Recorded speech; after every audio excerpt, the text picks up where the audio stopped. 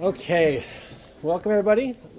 Glad you could make it tonight. This is our to Lunar and Planetary Institute. I'm sorry, and welcome to those folks who are watching us online. If you're online watching us, tonight we're kicking off the first our new series. LPI explores Mercury to Mars. LPI explores the inner solar system. So we're gonna. All of our speakers in this series will all be LPI scientists. We've had some mixed in here and there in series before, but this is entirely LPI folks. You're going to get a better idea of what it is that our scientists research here in this building, and sometimes over at JSC. You'll hear from a couple people that have spoken for us before, but it's been a long time, and at least two people who haven't spoken for us in this public lecture series anyway. So new folks. It should be exciting and really fun. Before we get started, I want to introduce somebody new to LPI now for about a month or so. Our new director, Dr. Louise Proctor. She comes to us from the Applied Physics Lab at Johns Hopkins University in Maryland, and she is going to introduce tonight's speaker. Thank you, guys. Well, I'm obviously very excited to be here. It's a wonderful institute, and I'm just thrilled to be a part of it. It's also my great pleasure tonight to introduce our speaker, Dr. Paul Spudis, who is one of the Lunar and Planetary Institute's senior staff scientists. Bit of a mouthful. Paul's research focuses on the processes of impact and volcanism on the planets, and he also studies the requirements for sustainable human presence on the moon. Paul received his Bachelor of Science and his PhD degrees from Arizona State University, and a master's degree from Brown University. And during his career, he's been involved in several high-profile lunar missions. He was the deputy leader of the science team for the Clementine mission back in 1994. He was the principal investigator for the Mini-SAR imaging radar experiment on India's Chandrayaan-1 mission from 2008 to 2009. And he's been a team member of the Mini-RF imaging radar on NASA's Lunar Reconnaissance Orbiter mission since 2009, so for the last few years, and that's still going strong. Paul's also been in demand as a trusted advisor to the government, most notably as a member of the President's Commission on the implementation of US space exploration policy in 2004, and that was a service for which he was presented with the NASA Distinguished Public Service Medal, which is a big deal. He's won numerous awards and accolades and has authored or co-authored over 120 scientific papers and 7 books. And Paul is undoubtedly one of the most knowledgeable experts on lunar exploration and resources, and we're delighted to have him as our speaker tonight, presenting material from his latest book, The Value of the Moon.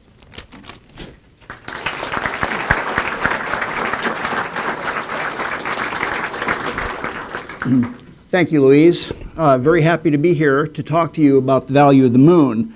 Let's get right into it. What is the value of the moon? Well, let me summarize it in 3 bullets. It's close, it's interesting, and it's useful. Now, by close, I mean that it is the most accessible extraterrestrial body that exists. You can always get to the moon. There's always a launch window open. It's 3 days away on a normal low-energy trajectory, and you can have effectively instantaneous radio communication with the Earth. It's a 3-second round-trip light time to go from Earth to the moon and back. And what this means is you can actually control machines on the moon remotely with operators here on the Earth. That's of great significance to developing the moon, as we'll see as we go along. By interesting, I mean that the moon contains a unique record of the history of the solar system, specifically the early history of the solar system, that part of the geologic record that's missing from the Earth. Most of the rocks on the Earth are all much younger than 1 billion years. But on the moon, the rocks typically range in age from 4.4 to about 3 billion years. That covers that missing era when, in fact, the planets accreted, they differentiated into crust, mantle, and core, and they recorded an impact bombardment as the last debris of accretion was swept up. In addition, the unique environment and position of the moon allows you to make scientific observations from the moon as a platform that are difficult or impossible to do from other free flyers in space or other places in the solar system. But finally, and most importantly, and this is really where the value of the moon comes in, is that the moon is useful. And it's useful not in the sense that it's made of diamonds or it has great gold deposits, but it has material and energy resources that are useful to us in developing spaceflight capability. And one of the unique and most interesting findings of the last few years is that we found that the poles of the moon contain billions of tons of water ice. Now, water is the most useful substance you can have in space. You can use it to support human life by either drinking it, by cracking it into its component hydrogen and oxygen, breathing the oxygen. You can use water for sanitation, for energy storage. Basically, if you pass an electrical current through water, it breaks down into its component gases. If you combine those gases in a fuel cell, it makes water and generates electricity. So it's a completely reversible process to use water to store energy. When the sun's out, you gather energy by solar panels. When it's dark, you produce energy by using the fuel cells. It's a reversible process. But most importantly, water is made of hydrogen and oxygen, which when separated and liquefied are the most powerful chemical rocket propellants we know of. So water on the moon is not simply for drinking, and it's not simply for breathing, it's for burning in rocket engines. And if you have a refueling station off the Earth, it totally changes the way we approach the problem of spaceflight. So the zone of interest I'm talking about is called cislunar space. Cislunar just means the volume of space between Earth and Moon. It includes the lunar surface, but it also includes all the other points in between. And I call your attention to the fact that most of the satellites that we depend on for our daily existence occur in this zone, either in low Earth orbit, shown in green, or in geosynchronous orbit, shown in blue. Now, low Earth orbit is reachable with simple rockets. If you launch a rocket, low Earth orbit is where you get when the fuel tanks are empty. To go higher than that, you need more propellant. So you either carry the propellant with you up from the Earth, or you refuel your rocket in low Earth orbit to go on to these other destinations. And so you can see what I'm getting at. If we had the ability to refuel rockets in LEO, we could send much bigger, much heavier, much more capable payloads deeper into space for longer and more complex missions. So why is cislunar space important anyway? Well, there are three principal reasons. All of our national security assets reside in cislunar space, not just in LEO, but also in geosynchronous orbit and the very high elliptical orbits that it takes a lot of energy to get to. We use them for communications, for command and control, for sensing, remote sensing and surveillance. All of these satellite assets make up a fundamental part of our national defense fabric. It's useful for science in the sense that observations of the Earth, observations of space from low Earth orbit and the other orbits near the Earth, in the Earth-Moon system are used for astronomy, they're used for planetary science, and we monitor the Earth, not only the solid Earth, but also the hydrosphere and the atmosphere as well. And finally, it's an economic pay zone. Because of the things like communication satellites, global telephone, global television, all of these communications industries are critically dependent on satellites in geosynchronous orbit. Now, right now, these satellites are used for a while and then abandoned. But what if something different was possible? So let me step back a minute. I've introduced you now to the moon and to cislunar space and what its significance is. What is our objective in our national space program? Now, I contend that it should not be framed as humans to Mars. That's the current rubric that the space program operates under.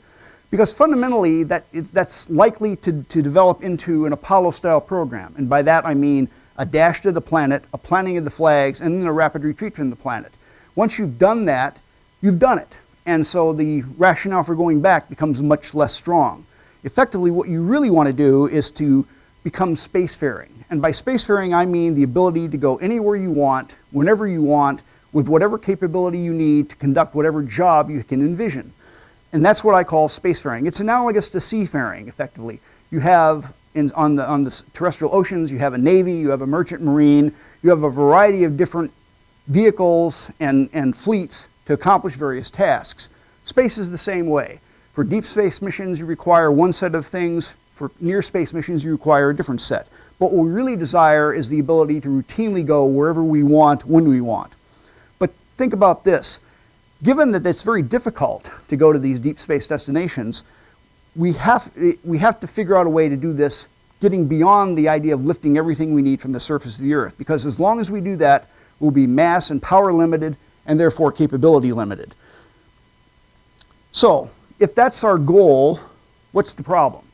Well, there are several of them. The first problem is spaceflight is difficult. Now, I just mentioned that when you reach LEO, your fuel tanks are empty. My friend Don Pettit calls this the tyranny of the rocket equation. The rocket equation was developed by Konstantin Tsiolkovsky around the turn of the last century. And fundamentally, all it says is that when you have a rocket sitting on the pad on the Earth, more than 90% of it is fuel.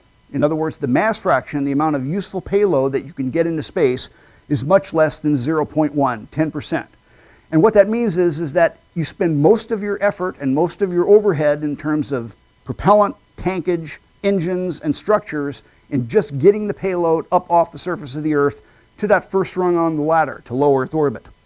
Spaceflight is expensive because of this, because you're accelerating tons of mass along a very precise path to a very precise velocity. If I miss my orbital velocity by as little as 1/10 of 1% at the end of the rocket burn descent, I'll fall back to Earth. I won't achieve orbit.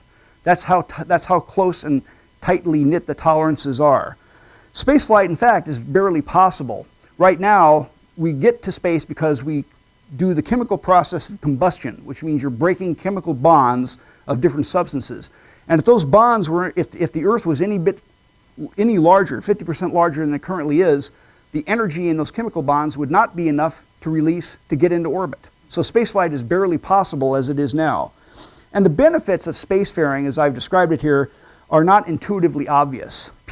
Americans are a practical people, and we like good, solid, practical reasons for going into space. And I hope tonight to give you some of those. So the dilemma is as follows. We've sort of followed what I call the Apollo template, which is to launch, use, and discard everything that you need in space for the last 50 years. Now that's permitted humans to go to the moon, it's permitted humans to orbit the Earth, it's permitted people to build the International Space Station. But we have no permanent space-based infrastructure. Right now, the closest we come to that is the International Space Station, and that is critically dependent on resupply from the Earth. If we didn't have resupply missions, the ISS would very rapidly come down to Earth. It has to be resupplied, it has to be maintained, and it has to be fixed with replacement parts that come from the Earth. Consumables, which are the pieces of mass that are lifted by the rocket that have no internal information, I call them low information density objects, or dumb mass. That mass has to be lifted out of the deepest gravity well in the inner solar system, which is the Earth. Now, an alternative model might look as follows. First of all, it's space-based, not Earth-based. In other words, we get what we can from sources in space rather than lifting everything we need from the surface of the Earth. You want to learn how to use what you find in space to make what you need in space, to create capability from the local resources of the moon and planets. And effectively, you can think of it as an expanding ladder. You want to create a continuing sphere of human reach. Human reach increases with time, and human capability multiplies with time. So it supports a wide variety of different things you want to do. Not just science, not just collecting rocks, and not just planting flags, but building structures, building big space systems of great capability. More and more, you want to be able to develop space as a place for commerce and industrial activity. It's moving the economic sphere of the Earth off the Earth into space. So, if our ultimate goal is to go anywhere at any time, and if our spacecraft are mass and power limited and thus always capability limited, it will always remain this way as long as we're restricted to this old Apollo template, to the model of lifting things up off the Earth, which is the deepest gravity well in the inner solar system. And this restriction negatively impacts our ability to do things, not only scientifically, but also operationally. So to extend our reach and capability, we have to learn a different way of doing things, a different way of business. We need to learn to be able to use what we find in space to create new capability. And that's the value of the moon. So the current template is custom-built spacecraft. In other words, if you design a spacecraft, you actually build it. It's especially true in planetary exploration. Each spacecraft is a custom build. There is no standard chassis on which you bolt different instruments. You custom build everything you need. You launch them on expendable vehicles, you operate them for a set lifetime, and then you discard and you go back to square one. But instead, what you want is an incremental cumulative system where you're launching small pieces, you're assembling them and using them in space, you're fueling them and provisioning them with consumables that you get from space sources, and effectively you operate modular systems of increasing size and capability with time. So effectively, the size of a space system, whether it's a satellite, whether it's a space station, whether it's an interplanetary rocket ship, can be as large as you need, because you're no longer limited to what you have to lift up off the surface of the Earth. Now you think about it for a minute, a lot of people say, well, this is nice if I want to go gallivanting off to the planets or if I want to build a hotel around Jupiter, but what does this mean practically? We need to stop and think for a minute that in fact our everyday lives here on Earth are critically dependent on space assets. Effectively, when you get in your car and you ask your car, how do I get to an address I've never been to? It's in a part of town I don't know how to get there. It'll direct you directly to the place. Now how does it do that? It does that by getting timing and positioning signals from a constellation of satellites called the Geographical Positioning System. And effectively, that system orbits the Earth in altitudes of about 1,000 kilometers. And there are a constellation of satellites that constantly need replacement and updating. Global communications, we think nothing of watching the Olympics when they're in some foreign country. They don't come to us through an undersea cable. They come to us via satellite. The signals are bounced up to the satellite and then broadcast down to the entire hemisphere. We use remote sensing to search for minerals, to understand land use. We use it to predict the weather. Right now there's a major hurricane hitting Florida, and we know about it, and we know its position, and we know pretty much what it's going to do, largely because of space-based sensing systems. And of course we have the national security aspects too. We basically monitor the capabilities and the intentions of our adversaries for the simple reason of keeping the country safe. Now right now we can't access any of those satellites that are above LEO. Most of them are in geosynchronous orbit, which is 36,000 kilometers, 24,000 miles above the equator of the Earth. You can't get to them, couldn't get to them with a shuttle. We're not going to be able to get to them with any manned system currently developed. You need an additional stage to fire the rocket to get it up to that high of an orbit. But if you could get people and machines up to those orbits, then you could service them just like the satellites in low Earth orbit have been serviced. So we learned this lesson actually from the space shuttle and from the International Space Station. We found out that astronauts and machines working together could accomplish great things. To give you one example, the Hubble servicing missions. When the Space Hubble telescope was launched back in 1992, it had a flaw, a design flaw. Its mirror was ground to the wrong specification. So all the pictures that it was taking were out of focus. Now effectively, we had just launched a $2 billion satellite that was an orbiting space paperweight. It couldn't do anything. But we designed a special optical correction system that was launched on the shuttle, and two astronauts with a robotic arm grappled the Hubble, brought it in, changed out the optics, and now Hubble is entering its third decade as the premier scientific instrument of our age. All that was possible because people and machines working together were able to turn a disaster of a mission into a major success. In addition, we built the International Space Station. The space station wasn't launched in a piece, it was launched in pieces. Little tiny pieces over the course of 10 years that were gradually expanded into the million-pound spacecraft that now orbits the Earth once every 90 minutes. And that was done, again, by astronauts and shuttle robotic assets working, assembling the modules, assembling the radiators, and putting on the solar arrays to generate power.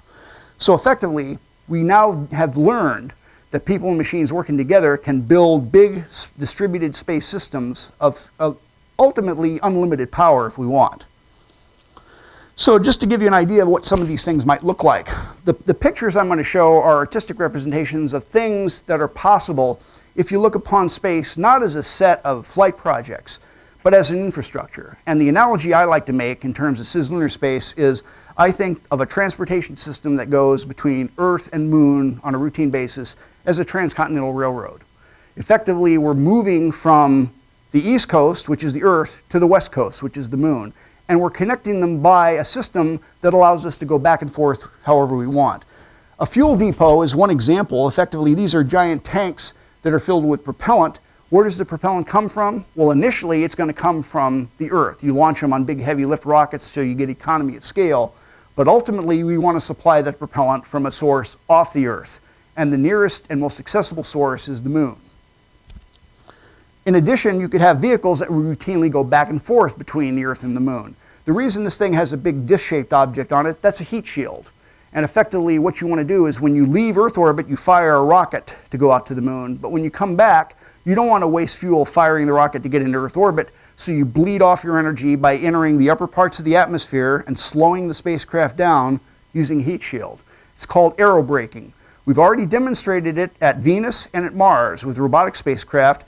The Apollo astronauts used something very similar coming back from the moon, only they went directly to the surface of the Earth. They could have just as easily skipped off the Earth and went into Earth orbit and rendezvoused with some kind of a space station in Earth orbit to return home, but that was not chosen for that program. Once you have the ability to go beyond low Earth orbit, you can access these different satellites and service them at length. Here's an example of an Orion spacecraft docked to a service module that actually has robotic arms. It's able to grapple this geosynchronous satellite and service it, including replacing parts, putting in updated parts, and possibly replacing old sensors with new ones. In addition, there's a place called L1. The L points, libration points, are points between Earth and Moon that retain the same relative position between those planetary bodies. So if you have a station at L1, you're always hovering above the center of the front side of the moon, 80,000 kilometers above it. It's a very good place to stage crews returning to and from the moon. They can actually dock here, refuel, and there's a small habitat they can spend a few days at to get the Earth in the right position for return to the part of the Earth they want to go to. And then finally, you can actually access deep space systems. This is a future, this is not the James Webb, but it's a telescope very similar to it at the Earth-Moon L2 point, which is 80,000 kilometers on the other side of the moon, on the far side of the moon. And here's a vehicle getting ready to service that instrument, very much like the Hubble missions, the Hubble telescope was serviced. So, what do I mean by proximity? You know, when we talk about other space destinations, you got to realize you can't go to them anytime you want. For example, if you go to Mars, you only have a launch window once every 26 months. And when you have that launch window, you have a very narrow range of time where you can actually send a payload to have it get to Mars within a reasonable amount of time. Asteroids are even more irregular because they have irregular orbits typically between Earth and the asteroid belt. They orbit for their launch windows, again, are irregular and occur at inconvenient intervals. The thing about the moon is it's always in orbit around the Earth, so you can always get to it.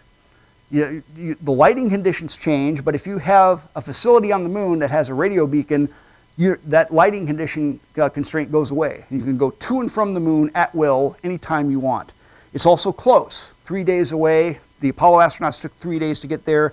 You can also send cargo missions, things that don't require fast transit, on things called weak stability boundaries, which basically use these gravity saddles in the Earth-Moon system to coast and glide into the moon. They can take a few weeks, so you can actually send big, heavy cargo missions using solar electric propulsion. It's a very efficient way to transport a lot of cargo mass. There are multiple options for abort. If something goes wrong and you need to get home, you can do that on a lunar mission. You can't do that on an interplanetary mission. Think about it. If a crew goes on their way to Mars and a month into the mission the toilet breaks, they're dead. What are they going to do? They have no way to fix it. They have they can't do anything with their waste. It's effectively going to build up until it chokes them to death. Going to the moon, you can always come back because it's always a 3 or 4 day trip back to Earth. And if you don't think that's important, ask these guys who in 1970 were very grateful to be able to come back to the Earth within 4 days. Now by utility, again, I want to refer to the resources of the moon, and they fall into these categories. The primary ones are the material resources because water, as I mentioned before, is an extremely useful substance, but there's more than water on the moon. There's also the dirt, the regolith. Dirt is interesting and useful for the following reason. One of the most important economic mineral resources on the Earth is what's called aggregate. It's pebbles and sand. And you think about it, aggregate makes up the fundamental infrastructure of modern life. We make roads out of it, we make buildings out of it, we use it for a variety of purposes. And it's more significant economically than diamonds, platinum, or gold. The moon has this in abundance, and it's already ground up to a fine size. Now you can basically pile it up and use it as shielding, for example, if you wanted to use thermal shielding or radiation shielding on the moon. But in addition, you can also fuse it with microwaves to make a ceramic that's very hard. So it actually is a very good building material. And we can take the regolith and smelt it for metals because primarily it's a collection of silicate minerals. A lot of silicate minerals contain iron oxide, and all you have to do is reduce that iron oxide and you get native iron.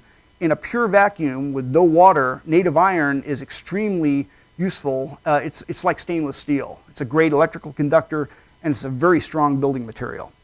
So the material resources of the moon are balanced by energy resources. Now, when I say that, I'm not really talking about energy from the moon itself. I'm talking about using the unique environment of the moon to generate energy. Because the moon's spin axis is perpendicular to the ecliptic, the sun is always on the horizon at the poles. Now, the moon isn't smooth, of course. It has peaks and it has craters, holes. The holes can be permanently dark. And the peaks are actually, some of them are in near permanent sunlight. We found areas near the south pole of the moon, for example, this region right here, which is in sunlight for 90% of the lunar year. And the eclipses don't occur regularly. They occur because they're induced by the local topography. So you can actually bridge those eclipse periods using fuel cells, as I mentioned before. These dark areas are very interesting. They turned out to be extremely cold. This map here shows some of the dark areas near the North Pole are as cold as 25 Kelvin. That's 25 degrees above absolute zero, which is colder than the surface of Pluto. Now, because these areas are so cold, any water molecule that gets into them can never get out again. So effectively, these are called cold traps. They trap water, and the water is constantly hitting the moon, both as cometary ices and as meteoritic water, and that water migrates to the poles. If it's caught in a cold trap, it can never get out. So effectively, these two assets make the poles of the moon the most promising place for permanent human presence. The environment of the moon, although it's considered harsh, it's actually an asset because you can use the hard vacuum and for a variety of different materials experiments. It has a perfect view of the sky. There's never any atmosphere to cloud it up. There's no hydrosphere. You can see the moon with this astounding clarity. And the advantage of doing an astronomical instrument on the moon is that you have a very stable base. So you can build big interferometers, which are distributed elements that are capable of seeing extremely high resolutions over periods of time. So how might we do this? How might we return to the moon? I'm not going to go into detail on this, but I wanted you to know that I have been thinking about this. About 6 years ago, Tony Lavoie and I, Tony is an engineer at NASA Marshall, and he and I teamed up to figure out, was it possible to go back to the moon without spending $1 trillion? And effectively, the answer we came up with was to use this proximity of the moon to send a fleet of robots first. So we effectively return to the moon with robotic return first. We prospect for the water and for the sunlight to find the best place to put the lunar outpost. The robots begin to harvest the water through teleoperations. These robots are remotely controlled by operators on the Earth. So they dig up the ice-laden soil, they heat it, they extract the water, they collect it and store it. They don't do anything yet. Effectively, they're just collecting the water and building up a reservoir. Then you send robots to build the outpost. They set down the habitats, they connect the cables, they erect the solar arrays and the radiators, and they cover the habitat with shielding, probably radiation, possibly using things like 3D printing, which is a new technology that's coming online. Finally, when you have the outpost up and running, supplied with water, supplied with propellant for the return trip, you basically send people. And people can do everything on the moon that we've always wanted to do. We can explore. We can actually experiment with different things. We can build big instruments, big distributed systems on the moon. And then developing the water resources allow us to create a refueling station on the moon. So part of our architecture features a reusable lander that lands on the moon with empty fuel tanks. It fills up. When it gets to lunar orbit, it actually has half of its fuel left. It's docked to a node, a staging node in lunar orbit, and then the crew departs separately in a different spacecraft. The next crew comes, gets in the lander, goes back down to the moon, arriving with empty tanks. They fill up again, and it goes on and on like that. So effectively, this transportation system consists of individual pieces that are operated over a very short distance, repeatedly doing the same job over and over. So you don't have to build an all-purpose machine that does everything.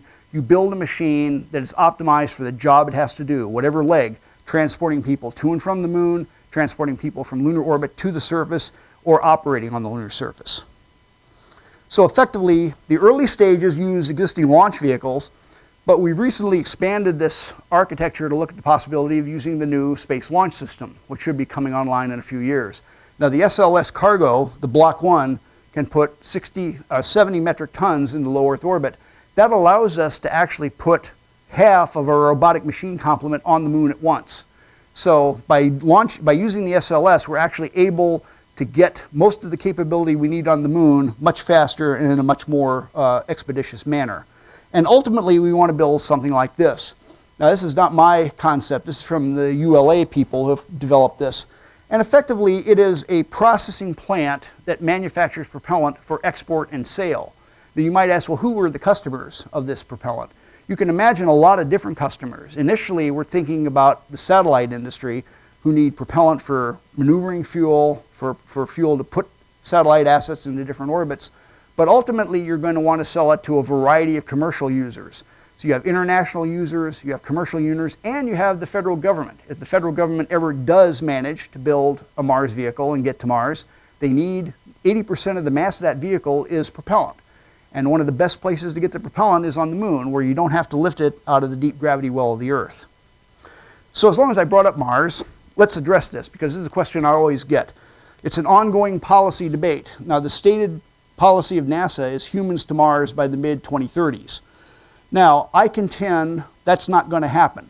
And the reason it's not going to happen is because fundamentally it is a technical and programmatical and fiscal bridge too far. It is something we don't have the technology for, we don't really have the experience base to do, and we don't have the money to do it. But on the other hand, if you decide to develop the cislunar system I'm talking about, and you build the spacefaring system such that it exists and we can extend it to Mars, that's a different thing. In that case, the moon is enabling the exploration of Mars. So let me give you one example of what I mean. The tyranny of the rocket equation, as I mentioned before. The classic Saturn V, which is sitting over there on the lawn at JSC, unfortunately, instead of the bottom of the Atlantic Ocean, where it should be, its gross liftoff weight was 6.5 million pounds. And what came back to Earth was the command module. You want to see what that looks like? There's one in the Space Center in Houston. It's the Apollo 17 command module sitting there. It's a vehicle that's about 4 meters across at the base and about 5 tons. So effectively, the advantage of going to the moon in the 1960s was that you could do the lunar mission all up. You could launch everything you need to go to the moon and come back on one vehicle. But to go to Mars, this is what you need. And this is the minimum configuration. This is for an optimum Mars position, for a chemical propulsion, for the least massive Mars mission that you can imagine. And effectively, it's not just launching a single Saturn V, it's launching at least 7 and possibly as many as 12 Saturn Vs that you then have to marshal in low Earth orbit to assemble your Mars vehicle, and you discard the various pieces of the Mars vehicle as you go along. And effectively, the current plan, I'm not making this up, what comes back is the Orion crew capsule, which is an improvement over the other one. It's 10 tons instead of 5 tons. But effectively, this is what it takes to go to Mars, just because the rocket equation is the way it is. In addition, there's the time factor. Now, Mars basically ranges in distance because we're both in independent orbit around the Sun. The distance between Earth and Mars varies. It can be as close as 34 million miles, and it can be as far away as 250 million miles. There are 2 different ways. There's the opposition class and the conjunction class. The main difference between the two is not energy or the time it takes to get there. The main difference between the two is the fact that you have a different stay times. In the first case, you have a short stay time of 40 days. In the latter, you have a stay time of well over a year. And the reason for this is when you get to Mars, you can't just launch and leave anytime you want. You have to launch and leave Mars to go back to the Earth when the Earth is in the right position. Because when your spacecraft comes to the Earth orbit, you want the Earth to be there. So it's very difficult to plan and phase this mission. Now, from the distance between Earth and Moon is 400,000 kilometers, 240,000 miles. That is 100 to 1,000 times closer than Mars is. And it only takes 3 days to get there and 3 days to get back. That picture, by the way, this picture here at the top is taken from the Juno spacecraft on the way to Jupiter. It's now orbiting Jupiter, but that is Earth and Moon as seen from deep space. So the time to do a mission to the Moon and back is much shorter, and therefore you have many more options in case things go wrong, or even the mere fact of exposing people to long-duration interplanetary flight, which is debilitating in 2 ways. It's debilitating in terms of the gravity, the low microgravity they experience, but also in terms of the hard radiation they're exposed to. There's galactic cosmic rays and there's solar particle events as well. And finally, we have the whole question of money. Now this plot is a plot of the NASA budget as a fraction of the federal budget over its history. And what you see is that we had a very sharp peak in the era between the formation of the agency and the 1970s. This was the Apollo program. At maximum, Apollo spent almost 4% of the federal budget at the time. After Apollo, it fell down to about 1%, and for about the last 40 years, it's roughly been between 1 and 1/2%. So the budget has been flat for 40 years. And we have no evidence, I can't think of any, that the future budget's going to be any better. So I take from this plot that we're going to have to make do with what we've got, no matter what happens. So given that, is it possible to go to Mars in 20 years? Now my answer to that question is no, it's not possible. If it took this spike to get us to the moon, which technically everyone tells me is a much easier task than going to Mars, how are you going to do a task that's much harder with basically 1/10 of the budget? I don't think it adds up. But it doesn't have to add up, because effectively there is a solution to the problem. What we need is a goal that's reachable in incremental steps on timescales of 5 years to a decade, and that don't just end with no legacy, but leave a lasting legacy of infrastructure creation and capability. And I think the answer to this is to return to the moon and develop cislunar space. So effectively, you have a coherent strategy. You know where you're going, you know what you're trying to do. A human mission to Mars isn't going to happen, regardless of the happy talk that you hear. It's not going to happen because we don't have the money, we don't have the technology, and frankly, we don't have the will to undertake a task of that magnitude. But that doesn't mean you can't do anything, because if you develop cislunar space, you provide scientific knowledge, you protect national security assets, and you promote economic prosperity. For the simple reasons I've talked about. You can send people and machines to build big distributed space systems that are possibly great money makers. To give you one example, suppose I was able to build a space communications complex, a geosynchronous orbit the size of the International Space Station, a 1,000,000-pound ComSat. Well, effectively, over one hemisphere, I render the entire terrestrial cell phone network obsolete. I can walk down the street and watch 5,000 channels of high-def television on my iPad. Right? All this is possible with a system of that complexity and power in geosynchronous orbit that sees an entire hemisphere at one time. That can't do that now. You can't launch something that big. You can't assemble it automatically, but you could assemble it in geosynchronous orbit if people and machines could get to and from it to do these tasks. The International Space Station is a great machine. We've gotten a lot of good science out of it, but it's going away. So what comes after that? Right now, the answer is not much, because effectively all they've got is a planned asteroid mission and the alleged Mars mission in the 2030s. I think that the lack of American leadership in space seeds our space leadership worldwide. And effectively, I draw an analogy from this, sort of the presence of the American Army on the western frontier in the 19th century. The Army wasn't just there to fight Indians. It mapped the West. The Army expeditions mapped the West. They maintained order. They set up a set of logistical bases that supported the towns and settlements that grew around it. And effectively, they were the leading edge of the civilizing process. In the same way, I think the federal government has a role to play in the development of space. If it's all private industry, it'll be chaos. There'll be corporate wars, there'll be fights, there'll be all kinds of disputes that won't be adjudicated correctly. There'll be corporations fighting with foreign governments, and you know that's not going to end well. Effectively, though, if the American government is present, then that means that we're serious about this as a nation. It also means that they will protect our interests, respect our rights, and actually promote our values, which are basically pluralistic politics and coupled with free market enterprise.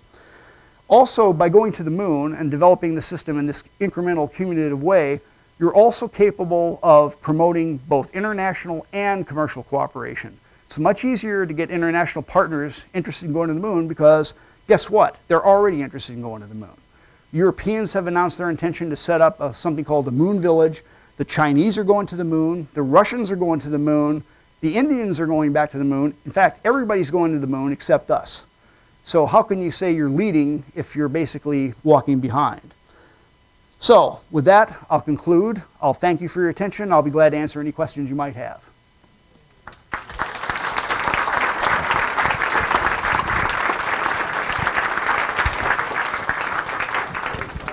right, thank you, Paul. We'll start off in here, and please wait for the microphone because we have some folks hopefully online and also in the other room listening as well.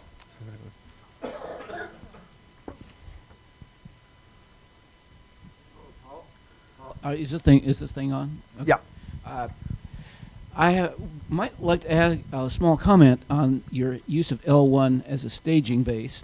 It would not only be a good staging base between the moon, Earth and the moon, it would also be a good staging base for interplanetary flights. Let's suppose you base your Mars ship at L1, you fuel it mostly from the moon, then you drop it down past Earth on a swing-by trajectory, and that I did a back of the envelope calculation back in the ancient days of the space initiative of Bush #1. You remember that one? Oh, And yes. it essentially saves you the equivalent of an entire rocket stage in propellant. And on the way back, you don't bring it back to low Earth orbit. You only have to size your heat shield for your aerobraking just enough to take out enough velocity to let you go back back up to L1, and that's a whole lot smaller delta V. That means you can use the same ship for another flight, and then you don't have to keep building new ones. Good. No, I'm totally in sync with that. How you conduct the Mars mission sort of defines the details of the architecture. I wasn't concerned with that so much as the overall, the order of magnitude of the problem, which requires a lot of mass to be launched from the Earth if you do it solely in the Apollo mode. Yes, sir.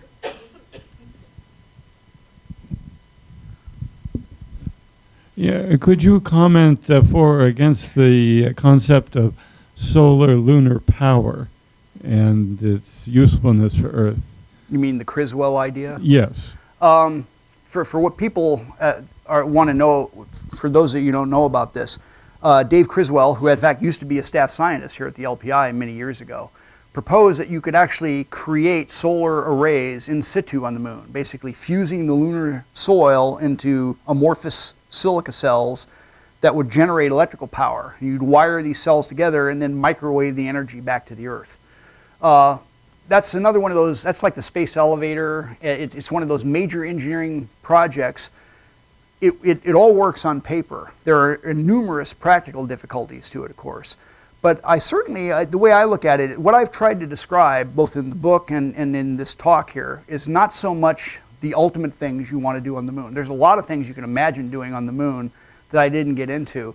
That's one of them, is actually generating electrical power on the moon.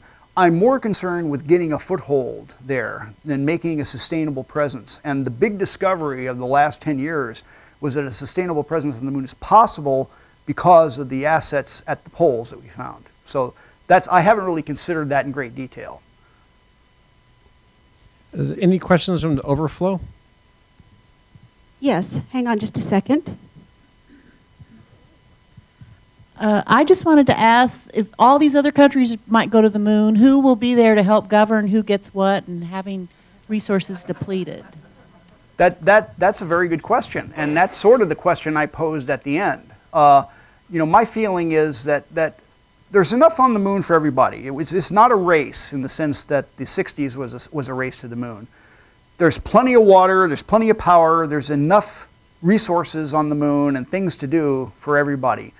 But if we're absent from the frontier, then we have no say in how it's operated and how it's governed. And it may well be that opportunity, in terms of opportunity for commercial development or industrial development, if we're not there, there may not be any. All right, it could very well develop into a case where other countries are dictating how the moon and therefore how space is developed. So your question is a good one. My answer is America has to be there so that we can claim our share of the bonanza. Is there another one in the overflow? No, not at this time. Okay, great. One of the keys of your infrastructure is to work at the poles. I know the Constellation program had issues with trying to actually land at the pole and to operate at the 25 degree Kelvin temperatures if you have machinery working there.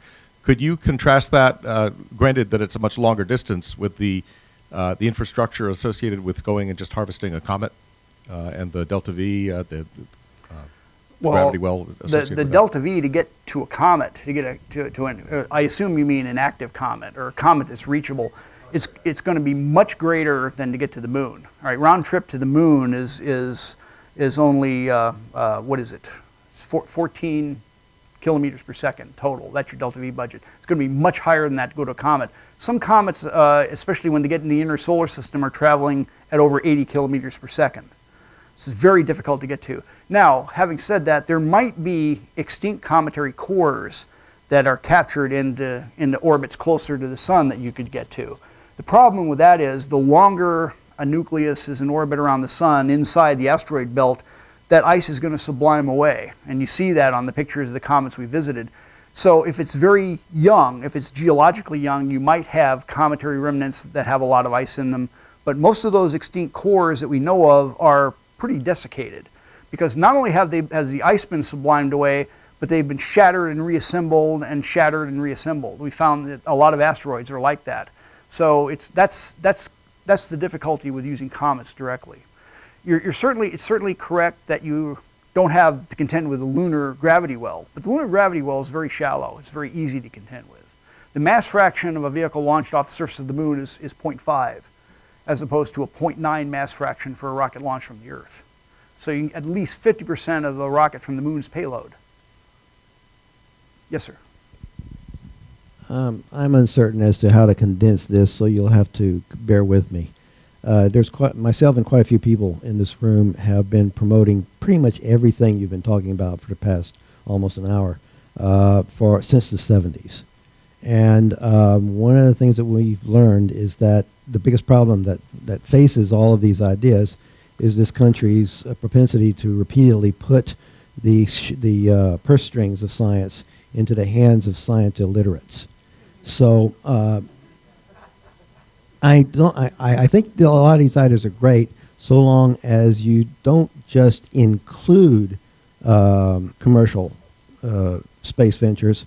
You actually emphasize that having commercial entities do these things in such a way that they can make a profit in doing so.